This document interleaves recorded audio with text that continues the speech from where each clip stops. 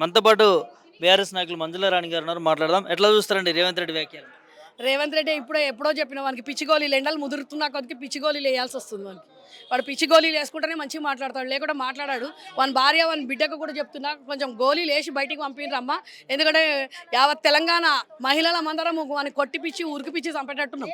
ఎందుకంటే వానికి నోటికి ఎట్లు వస్తే అట్లా మాట్లాడుతున్నాడు, నోటికి ఎట్లు వస్తే అట్లా మాట్లాడుతున్నాడు. అది పద్ధతి కాదు వానికి నోటికి. ఎందుకంటే మొన్న బాపుని అన్నాడు, మొన్న నా బాపుని అన్నాడు. బాపుని కాదు, అది మోదీనో రాహుల్ గాంధీనో అన్నాడు. మేము బాపుని అనుకో, ఎందుకంటే ఆయన టైగర్ లాగానే వచ్చిండు, టైగర్ లాగానే పోయిండు. వీళ్ళు అంటారు కదా, వీని దోస్తులు వీళ్ళందరూ మార్చరీలకు పోవాలి ఇట్లా అన్నాడు. అదే దాని మీద ఉన్నది, అంతకు మించి మేము వేరే చెప్పేటట్టు. పదే కేసీఆర్ అంటేనే మనకు ఒక పూట అన్నం వెళ్తుంది, ఒక పూట ముద్ద వెళ్తుంది, ఆ సీఎం సీట్ అనేది ఉంటుంది. వాడు రోజు ఇన్ని తిట్లు తిట్టాలని చెప్పేసి రాహుల్ మోదీ చెప్తున్నాడు కాబట్టి ఆ పని చేరు మళ్ళీ ఎందుకు పోయిండు ఢిల్లీకి? ఈరోజు ఢిల్లీకి ఎందుకు పోయిండు? మూటలు అందించి రావాలి. 2 రోజులకు 3 రోజులకు బత్తా ఇస్తారు తెలుసా మీకు? ఈ బండిల మీద వీళ్ళ మీద వచ్చి రౌడీలు వచ్చి తీసుకొని పోతారు. వానికి అదే అలవాటు. ఈ 2-3 రోజులకు అన్ని వసూలు చేస్తాడు, రాహుల్ గాంధీకి మోదీకి పోయి ఇచ్చేసి వస్తాడు. అట్లయితేనే మన సీటు ఉంటుంది, లేకుంటే మన సీటు దక్కదు. కాబట్టి వాడు ప్రయత్నం వాడు చేస్తాడు, 4 మాటలు మాట్లాడతాడు, ఎంటర్టైన్మెంట్. కానీ ప్రజలు మాత్రం ఇప్పుడు అవన్నీ వినదలుచుకోలేదు. రేవంత్ రెడ్డి, నువ్వు పిచ్చిగా అనుకుంటున్నావు. ఈ రోజు నువ్వు ఒక ముఖ్యమంత్రి స్థాయికి లెవెల్ మాట్లాడతలేవు. ముఖ్యమంత్రి అని కూడా మేము 4 కోట్ల ప్రజలం అనుకుంటలేము. బీసీలను అన్యాయం చేసినావు, ప్రతి ఒక్కరిని అన్యాయం. నీళ్ళు ఎందుకు వదిలిపెడతలేవు? నీళ్లు లేవు, నిధులు లేవు. ఈరోజు 6 గ్యారెంటీలు ఎక్కడ పోయినాయి? 6 గ్యారెంటీలు ఎక్కడ పోయినాయి? ఒక బస్సు తప్ప ఏం నడిపిస్తున్నావు? 2500 ఇస్తా అన్నారు, అది ఎక్కడ పోయింది?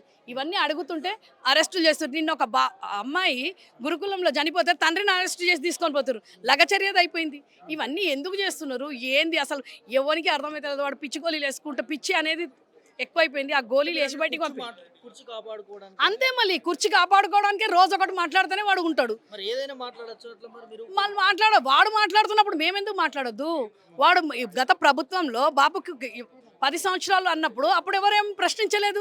ఇదే మీడియాలని అడుగుతున్నా నేను, ఇదే మీడియా వాళ్ళు ఎక్కడ పోయినరు అప్పుడు? ఇప్పుడు బండి సంజయ్ ఎక్కడ పోయిండు? బండి సంజయ్ పొద్దున్న లేస్తే వరుతుండాడు, పిచ్చి కుక్కర్లినట్టు వరుతుండే. అరవింద్ ఎక్కడ పోయినరమ్మా వీళ్ళందరూ? అప్పుడు ఒక ఎంటర్టైన్మెంట్ చేసిండ్రు. ఈరోజు ఓన్లీ రేవంత్ రెడ్డి. మిగతా వాళ్ళు ఎందుకు మాట్లాడతలేరు?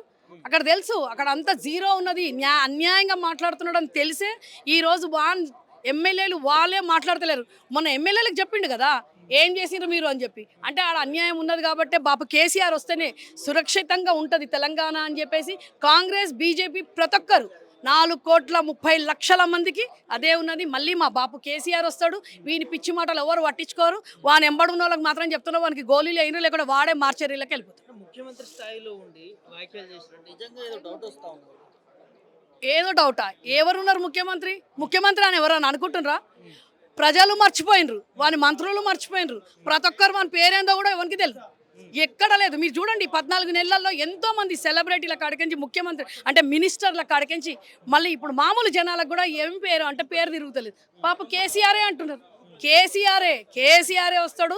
26లో మళ్ళీ మా పాప కేసీఆరే వస్తాడు. గవర్నమెంట్ పడిపోతుంది. మహారాష్ట్ర షిండే గవర్నమెంట్ ఎట్లా పడిపోతుందో రేవంత్ రెడ్డి ప్రభుత్వం కూడా అట్లనే పడిపోతుంది. వాని బొంద వస్తాడు, వాని బోకి వస్తాడు, వాని ఎమ్మెల్యేలు వాళ్ళే మా దగ్గరకు వస్తున్నారు. వాని చైర్ కాపాడుకోవడానికి ఈరోజు ఢిల్లీ ఎందుకు పోయిండో అడుగు. అభివృద్ధి ఏంది? అందరిని ఎండబెట్టి అడవై అభివృద్ధి చేస్తా అంటే రేవంత్ రెడ్డికి మూటలు అందియడానికి పోతుండా? రేవంత్ రెడ్డికి తిండి అంటారు కదా, రాహుల్ గాంధీకి తిండి లేదని చెప్పేసి అక్కడ ఇవ్వడానికి పోతుండా? మళ్ళీ మోదీకి ఇవ్వడానికి పోతుండా? అంతే. మన చోటాబాయ్ బడేబాయ్కి పోయి ఇస్తేనే కదా ఈ చోటాబాయ్ని ఇక్కడ సీటు పెడతారు.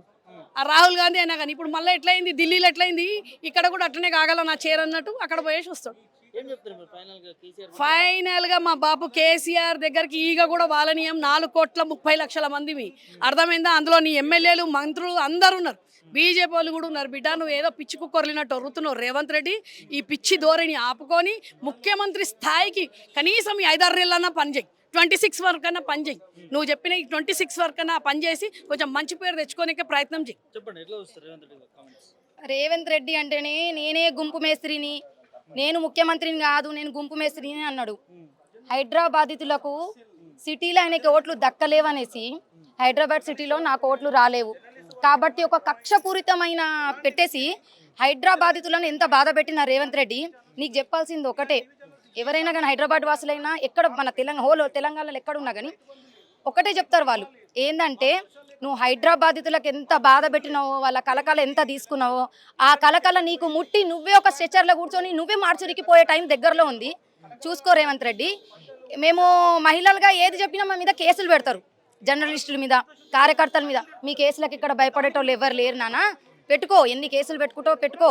నీ పాలన ఎవరికి నచ్చట్లేదు, రా విలేజ్లలో రా, నువ్వు మాట్లాడు. పండు ముసలి నుండి చిన్న పిల్లగాడు వారు కూడా చెప్తున్నాడు రేవంత్ రెడ్డి ఎవరు అసలు, కేసీఆర్ తాత కదా అంటున్నారు చిన్న పిల్లలు. రైతులు కూడా అంటున్నారు ఆయన నాకు గుర్తుకు రావట్లేదు, ఇట్లా చెప్తున్నారు వాళ్ళు.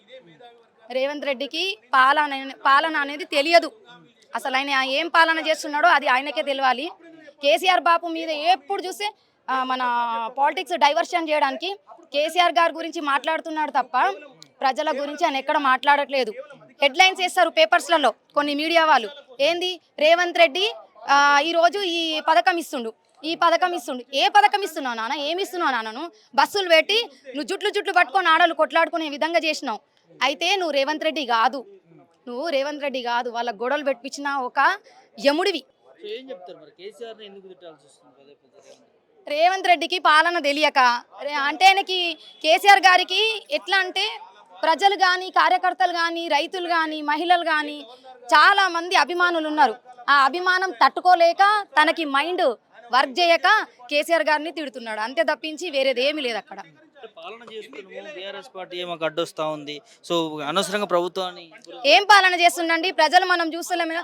చిన్న యూట్యూబ్ల నుండి పెద్ద మీడియా వాళ్ళ వరకు చెప్తున్నారు ఈ పథకం వస్తలేదు, ఆ పథకం వస్తలేదు. ఇంకా మనం చెప్పేది ఏముంది కొత్తగా?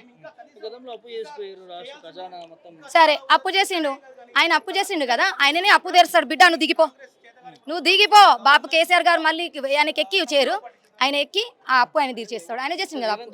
మరి ఆయన అప్పు ఉన్నప్పుడు నువ్వెందుకు ఎక్కినావు బిడ్డ? నువ్వు ఒక కాబోయే ముఖ్యమంత్రి అయినప్పుడు నీకు తెలియాలి కదా అక్కడ అప్పు ఉందా, ఎంత ఉందా అని నువ్వు లెక్కలు తెలుసుకోవాలి కదా. తెలుసుకొని నువ్వు సీఎం కావాలి. సరే సీఎం అయినావు, ఏదో అన్ఎక్స్పెక్టెడ్ గుడ్డి దెబ్బ అన్నట్టు సీఎం అయినప్పుడు నువ్వు అప్పులు ఉన్నప్పుడు నువ్వు అప్పుల్ని నువ్వు ఎట్లా తీర్చాలన్నది మీ రాహుల్ గాంధీతో నువ్వు మాట్లాడుకోవాలి. మోదీ గారి నుంచి నువ్వు తీసుకొచ్చుకోవాలి ఏదున్నా కానీ, పెట్టుబడులు కానీ ఏది కానీ. ఇప్పుడు రాను ఆర్టీసీ కూడా మొత్తం కొలాప్స్ అవుతుంది. మీరు చూడండి, ఆర్టీసీ కూడా ఫ్రీ ఉచితం ఏదైతే పెట్టారో అది కూడా బంద్ అయిపోతుంది. ప్రజలు చాలా కరోనా అప్పు నుండి, నాకు తెలిసి ఉండి 2 టర్మ్ కరోనా అప్పు నుండి ప్రజలు చాలా అస్తవ్యస్తంగా ఉన్నారు. అందులో ఈ కేసీఆర్ బాపు ఓడిపోయినప్పటి నుండి ప్రజలు ఇంకా నిరాశ చెంది ఉన్నారు. మిడిల్ క్లాస్ వాళ్ళు మొత్తం పూర్ ఫ్యామిలీస్ కిందికి పడ్డారు. కాబట్టి మా కేసీఆర్ బాపుని మేము గెలిపించుకుంటాం, తను వస్తారు. ప్రజల గుండెలల్లో మేము ఎక్కడ తిరిగినా కానీ కేసీఆర్ అన్న నామమే వెళ్తుంది తప్ప రేవంత్ రెడ్డిని ఎవరు గుర్తించడం లేదు.